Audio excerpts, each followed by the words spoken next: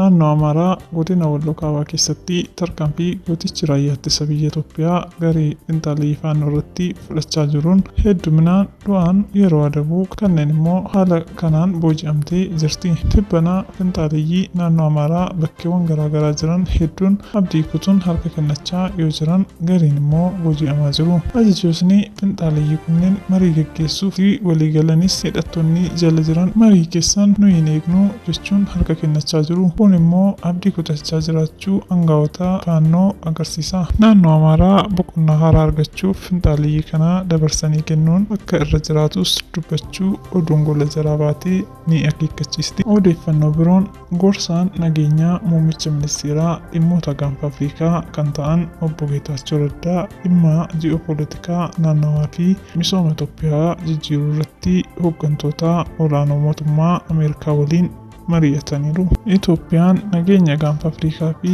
naannawaa tiksuu keessatti baroota dheeraadhaaf shoora olaanaa bahachaa turuu ishee ajandaa gochuun irratti dubbatameera. Garee shororkeessitoota nageenya naannawaa gaanfa Afrikaa boreessuuf socho'aa jiran irratti tarkaanfiin haala fudhachuun danda'amu irratti mari'atameera. Haasaa obbo Geetaachoo Raddaa taasiseen immoo gantoonni biyyaa boqonnaa dhabanii jiraachuu odeeffannee jirra.